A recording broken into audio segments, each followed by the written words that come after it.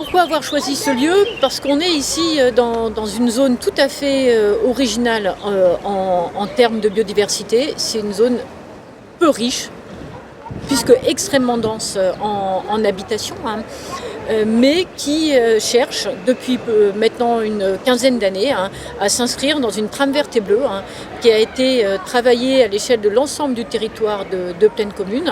Le secteur de la Plaine, c'est une succession de ZAC, de zones d'aménagement concerté, allant du RERB Saint-Denis jusqu'au périphérique en limite de Paris, entre la porte d'Aubervilliers et la porte de la Chapelle, jusqu'au Stade de France quasiment. Donc au sein de la ZAC Montjoie, on va regarder successivement plusieurs lieux qui sont intéressants en termes de biodiversité. Ici on est dans le square de la Montjoie, on ira voir les noues de la Montjoie. Puis la petite forêt urbaine qui vient d'être plantée dans les terrains des EMGP sous la maîtrise d'ouvrage d'ICAD. Pourquoi la ZAC Montjoie qui est un ZAC qui s'est aménagé en deux temps depuis maintenant une quinzaine d'années. Une première tranche, ce qu'on appelle la tranche 1, qui est déjà aujourd'hui complètement construite, dominée par du logement, et où le travail sur la nature a été plutôt sur les cœurs d'îlots, sur l'intériorité des parcelles. Et une deuxième tranche dans laquelle on se trouve, où on est plutôt sur une recherche de végétalisation des espaces publics extérieurs. Alors pourquoi c'est un espace présentant une certaine biodiversité? Parce qu'on a essayé d'avoir une végétation à dominante indigène, des plantes locales, recréant, et c'est ça qui est important, recréant des habitats écologiques, équivalents à des ourlets mésophiles, donc des bordures de grands boisements, ou à des haies, ou encore à des habitats pionniers de type bouleau ou bétulé, avec une strate herbacée composée principalement de pervenches, arbustive avec de la viorne, du chèvrefeuille, du cornouiller, et arboré avec le bouleau. Toujours dans ce square de la Montjoie, on a des zones avec des unités végétales denses le long des bâtiments. Ça permet une mise à distance, mais aussi une certaine tranquillité pour les espèces. C'est aussi un endroit assez florifère, puisque on a pas mal de plantes à fleurs, d'arbustes à fleurs, d'arbustes qui vont avoir des floraisons qui vont s'étaler de maintenant, au début du printemps, jusque mi-juin, permettant à pas mal d'insectes et de papillons.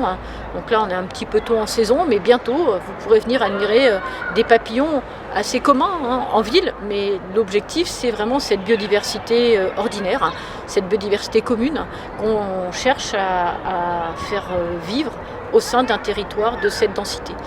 Donc pour bien comprendre, c'est un square classique, empli de gens, on est en début d'après-midi et certes il fait du soleil, mais on a déjà bien une trentaine d'enfants et de parents qui jouent dans ce square. Il y aura beaucoup de monde dans l'après-midi, mais on a des petites zones de refuge pour cette biodiversité sur une surface de 7500 mètres carrés.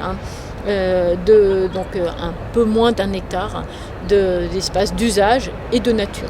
On va dire qu'il y a à peu près un quart qui est consacré à la nature dans ce parc. On a réussi là à travailler avec des pépiniéristes du bassin parisien.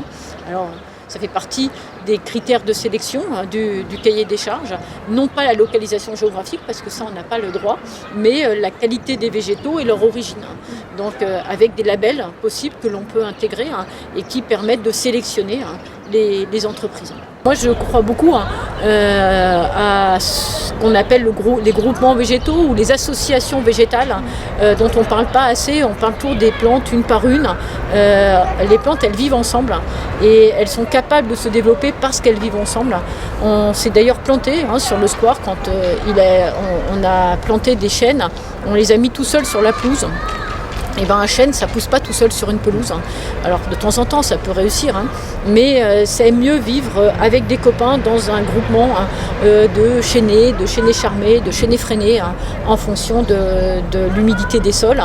Là, on était plutôt sur des sols un peu secs et on aurait dû l'associer avec les bouleaux et mettre des plus grands bouleaux et un petit chêne, et le petit chêne aurait survécu. Là, tout seul sur l'herbe, il nous a dit non, c'est pas pour moi. Dans un petit square comme ça, très, très urbain, avec beaucoup d'usages, on répond à des demandes, notamment un city-stade pour les ados, pour jouer au ballon, pour que le ballon puisse pas partout. Et on profite des grillages pour pouvoir installer une autre végétation qui est pas souvent présente en milieu urbain, qui est la végétation grimpante, donc du chèvrefeuille, du jasmin. Finalement, 4-5 ans, ces plantes grimpantes ont couvert l'ensemble du grillage, avec au pied un petit creux qui permettent d'avoir une certaine fraîcheur pour que les plantes se développent, suffisamment de terre en profondeur et une protection avec un gabion. Le gabion permettant aussi à des guêpes maçonnes, des cirques de venir faire leur abri et de se reproduire sans être dérangés entre le végétal et la bordure du mur. Donc des petits aménagements qui jouent un double rôle de protection et d'accueil de la faune urbaine. Alors sur la ZAC Montjoie, l'urbaniste Béatrice Mariol de l'agence Bresse et Mariol était tout à fait ouverte à ces choix. On s'est tout à fait bien entendu et nous on a fait la partie paysage et écologie. Donc on avait un intervenant de moins, ce qui a facilité les choses. Par contre, on a beaucoup travaillé avec nos maîtrises d'ouvrage, donc la Sequano, qui est aménageur de la ZAC, et qui au début était un peu dubitatif.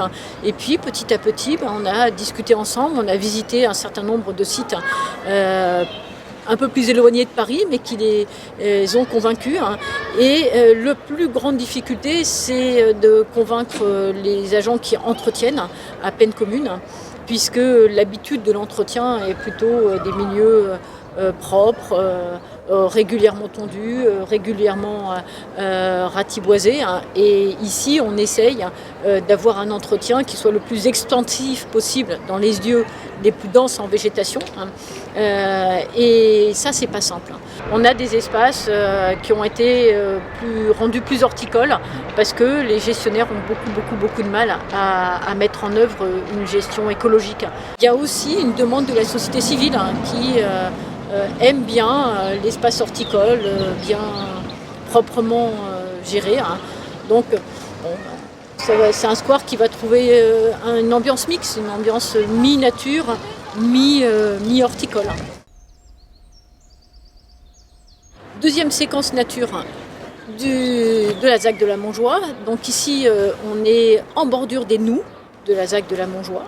Donc les grandes voies sont bordées de Noux larges, de 4 mètres de large, et la longueur continue la plus importante possible. On n'a que des traversées au niveau des voies ou des centres piétonnes. Mais la continuité est importante, à la fois d'un point de vue biodiversité, mais aussi d'un point de vue hydraulique, puisque ces Noux gèrent la totalité des eaux pluviales de la ZAC de la Montjoie. Les Noux qui sont ici ont deux particularités, c'est que le trou d'évacuation n'est pas tout au fond de la Noue, mais légèrement surélevé, ce qui fait qu'on a dans la masse végétale, dans les 10 premiers centimètres de masse végétale, de l'humidité permanente qui peut rester. Et en profondeur, on a installé un drain inversé, donc on a une Noue qui est malheureusement ici imperméabilisée, et dessus on a rempli de terre. Donc quand l'eau arrive, elle s'infiltre en profondeur, elle vient remplir ce drain qui garde l'eau. Et une fois que le trop-plein s'est évacué et qu'il y a à nouveau du soleil, on a une évapotranspiration très progressive qui fait qu'on conserve une humidité dans les sols et donc favorable à la végétation, qui est tout à fait intéressante. La preuve en est qu'on n'a eu aucune perte de végétal depuis qu'elles ont été plantées, donc il y a maintenant 4 ans. Le choix des végétaux de cette Noue a été assez simple. Et ça va peut-être à l'encontre de ce qu'on nous demande souvent, de mettre beaucoup de diversité. Nous, on a plutôt fait le choix d'avoir une diversité relativement limitée. On a cadré les espaces avec des couvre-sols en bordure et des iris, donc un couvre-sol indigène, mais l'iris n'est pas indigène, c'est une plante horticole, mais ça permet de délimiter l'espace et de faire une floraison estivale agréable pour les gens du quartier, d'avoir des arbres qui ponctuent l'ensemble de l'Annou, hein, et ça et là des plantations de carex. Le reste, ça a été un semis, hein, avec une dizaine d'espèces, un peu de graminées et des essences floricoles, mais relativement peu de plantations, hein, par rapport à ce qu'on peut voir classiquement dans un espace vert. Et finalement, les graines ont prise, hein, et une végétation, hein, adaptée au contexte s'est développée progressivement, hein. On lui a laissé la possibilité de prendre toute son ampleur. On a fait un suivi des plantations, hein, donc à 2 ans et l'année dernière. Sur les 10 espèces qu'on avait plantées au démarrage, il en reste que 4 en fait, hein. Les graminées, les 2 graminées, hein, et puis des géraniums. Hein. Et par contre, on a maintenant une 60aine d'espèces végétales différentes. C'est variable suivant les lieux de l'Annou, hein. Là où on a les évacuations, hein, donc on a la fin de la pente finalement, parce qu'il y a une légère pente dans ces nous, hein. On a plutôt des espèces des milieux frais à humides et des espèces eutrophes, hein, plutôt qui aiment les milieux enrichis, hein. On peut voir l'ortie par exemple, et en début de nous, là où on est sur la partie la plus haute, et aussi à proximité de l'école, là où on entretient de manière un tout petit peu plus intensive, mais on va plutôt avoir des espèces des milieux plus secs. Pendant 3 ans, hein, on a eu un suivi de la part de l'entreprise, donc qu'on a accompagné, hein, et qui a vraiment fait une gestion extrêmement extensive du site, hein, où vraiment elle regardait les plantes une par une. On a fait la passation à Plaine Commune en automne 2020, et donc là on est en train de voir si Plaine Commune arrive à suivre le plan de gestion qui a été fourni, puisqu'il y a un plan de gestion qui a été demandé, qui est plutôt assez simple. L'objectif, c'est d'entretenir de manière régulière la bordure, donc régulière au sens écologique du terme. C'est pour tenir la végétation en bordure du trottoir, et à l'intérieur, c'est une fauche par place tous les 3 ans. Donc il n'y a pas de fauche complète annuelle. Donc ils divisent l'Annou on a divisé l'Annou en séquences, et tous les 3 ans on a une coupe, sauf intervention si on voit des espèces invasives qui arrivent. Sur certaines noues, hein, devant l'école, hein, sur le mail des maraîchers, hein, on a fait le choix de planter des arbres, des vergers, hein, pour que les enfants puissent découvrir les fruits sur les arbres. Donc on a un cerisier, un pommier, un poirier, qui sont issus des variétés locales, hein, et qui permettent de diversifier aussi les essences, hein, sur l'ensemble de la ZAC. Une des problématiques de la ZAC, c'est que c'est blindé de pollution, hein. On est sur des sites issus des anciennes activités industrielles, hein. Donc on a beaucoup de problèmes de pollution, hein. C'est pour ça qu'on est peu parti, hein, sur des végétaux nourriciers, hein, comestibles, mais plutôt sur des végétaux d'agrément, hein. Et là, si on mange 2-3 cerises, il n'y a pas de risque, hein, mais on a plutôt fait le choix de ne pas développer intensément les cultures vivrières. Pour accroître la qualité de la biodiversité dans les espaces, on essaye de travailler de manière cohérente entre les espaces publics et les espaces privés. Donc les plantations des espaces publics peuvent être dilatées, hein, par quelques aménagements dans les espaces privés. Par exemple, sur l'immeuble Curve que j'ai derrière moi, hein, on a un espace public linéaire de nous, hein, comme sur les autres espaces publics, et une dilatation dans l'espace privé du même type de végétalisation, hein, avec des arbres qui ressemblent à ce qu'on a dans l'espace public, pour pouvoir permettre d'avoir des petits îlots plus densément végétalisés et accueillant une plus grande biodiversité et une plus grande part d'oiseaux. Sur la circulation de la petite faune, l'objectif, c'est vraiment de permettre la plus grande perméabilité possible à toute la faune, qu'elle soit terrestre ou qu'elle sache un peu plus grimper. En réalité, quand même, beaucoup de faune sait grimper un peu, hein. Même le hérisson, hein, il sait grimper sur des clôtures, et il ne faut juste pas des murs bahus plus d'une quinzaine de centimètres, parce que là, il n'y arrive pas. Donc, il faut que les clôtures soient perméables. Il faut surtout que les espaces soient accueillants, donc qu'ils aient envie de franchir la clôture pour aller retrouver un endroit où il va pouvoir se planquer, où il va pouvoir manger, où il va retrouver un ou une congénère. Comme ça, on leur offre une envie de venir se déplacer dans les espaces. Le premier élément pour que la faune soit vraiment bien dans un espace urbain, c'est que les surfaces d'espaces verts soient suffisantes. Quand on a des unités trop petites, on n'a pas de biodiversité, parce qu'on n'a pas suffisamment de diversité végétale, donc pas de tranquillité, pas de lieu où on n'est pas en contact avec un être humain qui passe, ou une voiture qui passe, ou en tout cas un dérangement.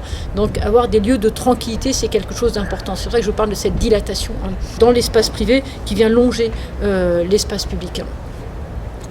Ensuite, il faut limiter les dérangements qui ne soient pas forcément que humains directs.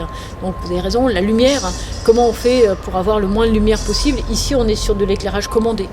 Donc on a un éclairage, on est en ville, on a des gens qui vont rentrer et sortir de chez eux, quand ils auront le droit, le soir. Donc il faut qu'on puisse avoir un certain éclairage, mais c'est un éclairage qui s'allume et qui s'éteint avec le passage, et avec des LED qui sont de couleur chaude. Donc on est à moins de 2800 lumens, qui permet de respecter les obligations réglementaires en termes de luminosité, mais d'avoir une lumière suffisamment chaude pour ne pas attirer les insectes, et suffisamment lumineuse pour respecter la sécurité publique. En termes de trame brune et de sol, c'est peut-être pas la Montjoie le meilleur des exemples, même si on a fait beaucoup d'efforts. On a essayé, mais ça a été assez compliqué. On a mis dans les cahiers des charges quand même la capacité d'avoir une terre de qualité. Toute cette notion de fabrication des sols est vraiment très importante aujourd'hui. Il ne faut plus jamais aller chercher des sols loin à l'extérieur, puisqu'on détruit des espaces agricoles. On a des camions qui se baladent avec une terre qui est de qualité médiocre. Donc il faut essayer d'avoir des sols de meilleure qualité, plus vivants. S'ils sont plus vivants, ils seront plus accueillants pour la flore, et ils participent abondamment à la biodiversité faunistique et floristique, puisque dedans, on a toute une vie très, très intense. Après, il faut aussi essayer d'avoir des continuités de sols suffisantes. Plus les sols sont continus, plus les espèces peuvent passer d'un espace à l'autre en ayant suffisamment de capacité pour se développer. Il faut aussi qu'ils soient suffisamment profonds, puisque entre la faune endogée et la faune épigée, il nous faut des deux, autrement ça ne marche pas dans la décomposition des sols. Donc continuité verticale, continuité horizontale, et amendement des sols. Attention, amendement jusqu'à ce qu'on considère que le sol soit de bonne qualité. Donc ici, on est dans un nouveau lieu de biodiversité qui va se créer progressivement. C'est la petite forêt urbaine sur le secteur des EMGP, donc un petit peu plus au sud de la Montjoie par rapport à tout à l'heure. On est plus proche de la porte d'Aubervilliers, sur des terrains qui appartiennent à ICAD, donc aménageurs de ce secteur. Cette petite forêt urbaine s'inscrit pleinement dans la trame verte de Plaine Commune, qui avait défini qu'il fallait un minimum d'1 hectare pour créer une forêt. On est aujourd'hui à 1,5 hectare de plantation, qui augmentera jusqu'à 2,3 hectares à terme. Donc un vaste lieu dominé par des arbres, donc une plantation très dense et diversifiée, avec une centaine d'espèces différentes qui font partie globalement de la chênaie charmée, localement de la chênaie freinée, et encore localement de la chênaie céciliflore, avec quelques pins, donc quelques essences pérennes. Donc cette petite forêt, elle a été développée avec Michel Desvignes, donc paysagiste sur l'ensemble de ce secteur d'aménagement, qui a étroitement travaillé avec Urbaneco, avec nous, pour choisir comment être capable de créer une forêt en milieu urbain dense. intégrant des espaces publics en cours de développement. Donc on a déjà préfiguré une noue qui marque la limite entre le futur tramway et la future forêt. Puis on a conservé le peu d'arbres qu'il y avait en place, je crois qu'il y en a 2. On a un écrin très dense et au cœur, quelques espaces un petit peu plus ouverts pour permettre d'avoir des clairières un peu plus ouvragées que ce qu'on aurait dans une forêt moins urbaine. Les cheminements sont assez étroits pour qu'à terme, quand les arbres seront grands, on ne les voit plus. En fait, ils soient sous la canopée des arbres. On a planté relativement dense. Vous voyez qu'on est à moins de 3 mètres entre 2 arbres, ce qui est très peu. On sait qu'on aura de la perte dans les végétaux. Il y en a certains qui ne survivront pas à cette forte densité. Mais c'est pas grave, dans une forêt, on a de la concurrence. On en a qui poussent plus vite que d'autres. Et c'est comme ça, quoi. On laissera faire le développement naturel de cet espace. Les zones sous bois ne sont pas amenées à être circulées. On n'aura que les zones ouvertes, d'où les cheminements et les clairières, pour concentrer les usages à certains endroits et laisser vraiment des espaces assez vastes, complètement naturels. Telle que vous la voyez aujourd'hui, cette forêt est toute jeune. Elle a été plantée à l'automne 2020 avec des plantations qui se terminent là au début de ce printemps. Aucune des espèces au sol n'a encore été plantée. Cela sera progressivement entre les quelques semaines qui restent avant l'été et encore une partie à l'automne pour vraiment avoir la strate arborée telle qu'on peut la voir aujourd'hui. Une strate arbustive mais relativement limitée, plutôt sur les lisières de la noue. On voit quelques arbustes qui ont été plantés et au sol une végétation dominée par le lierre, l'anémone, quelques fougères qui vont progressivement de toute façon s'installer et se développer dès que la canopée sera complètement fermée. On peut espérer qu'on ait une canopée continue d'ici 5-6 ans, quoi. On teste, on essaye. C'est encore peut-être un peu trop planté de manière régulière. On a du mal à faire accepter le décalage. On a beaucoup de combats qui ont été menés pour que cette forêt arrive à son terme dans un temps court, répondant à une urgence en fait sur le territoire d'Aubervilliers.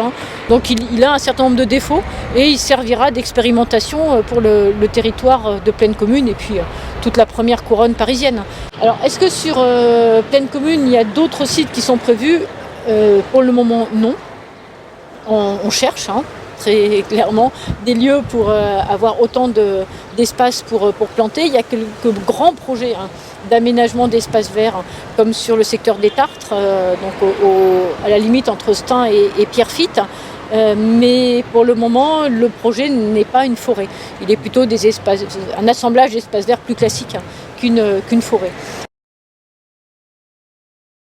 ICAD va prendre en charge un suivi, d'abord un suivi du boisement lui-même pour savoir comment il se comporte, comment il vit, quels sont les arbres qui survivent, etc. Il y aura des mesures de température qui seront prévues dans cet espace de futur sous-bois et à la fois avec les espaces sportifs qui ont été créés à l'entrée, la micro-ferme urbaine qui existe et cet espace de boisement, ICAD a mis en place déjà un suivi sur les services rendus par ces espaces-là. Voilà, donc c'est une forêt en devenir. Mais la première petite forêt urbaine en première couronne parisienne, digne de ce nom. Moi je trouve ça génial. C'est chouette, franchement, c'est la première fois que je vois une forêt comme ça en milieu urbain, sur une telle surface, quoi.